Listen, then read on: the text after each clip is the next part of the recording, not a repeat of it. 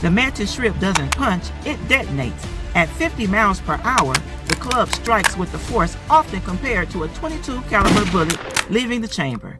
The acceleration around 10,000 times the force of gravity, faster than the human eye can track, faster than most cameras can record. But the strike is only half the event. The club doesn't always need to connect to devastate its target. At that speed, the water around it vaporizes, a cavitation bubble forms, collapses, and releases a shock wave hotter than the surface of the sun. The target can take 2 hits, the club and the explosion it leaves behind. Even a near miss can be devastating. This isn't a punch, it's a controlled detonation fired from something inside of your thumb. But the weapon that fires it is the real engineering story. Try something at 50 miles per hour, over and over again. Your fist would shatter in seconds. The mantis shrimp's club doesn't.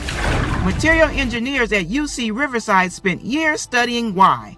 What they found wasn't ordinary bone, it was architecture. The ductile club is built from helicoidal fiber matrix, layers of mineralized fibers rotating at precise angles. Each layer redirects force in a different direction, dispersing energy before catastrophic fractures can spread. Engineers are now adapting those principles for impact-resistant composites, aerospace components, and advanced protective equipment. The mantis shrimp engineered impact resistance roughly 400 million years before humans understood the physics behind it. Nature didn't build a fist, it built a problem solver that happens to punch. The club is remarkably resilient, but what guides it is something even stranger. You see 3 types of color receptors: red, blue, and green. Your brain blends these signals into every color you perceive. The mantis shrimp has 16 photoreceptor types. Scientists once assumed this meant it saw a richer, more colorful world than any other animal. They were surprised. Instead of blending colors the way humans do, the mantis shrimp appears to recognize many wavelengths, directly reducing the amount of processing required. This isn't necessarily richer vision, it's faster vision. Not more beautiful, more efficient. The eyes identify the target. The strategy decides how to finish it. There are 2 types of mantis shrimp. They evolved completely different weapons.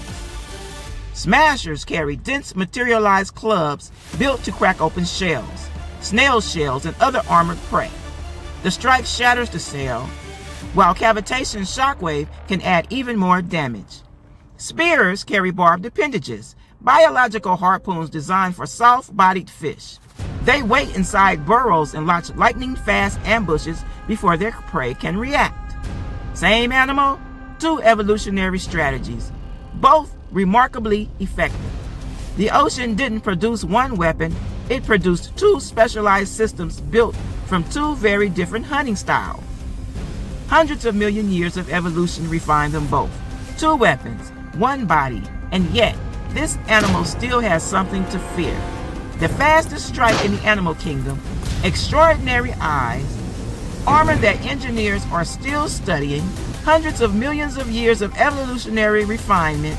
The mantis shrimp still lives in the burrow, alone, in the dark, defending a hole in the sand.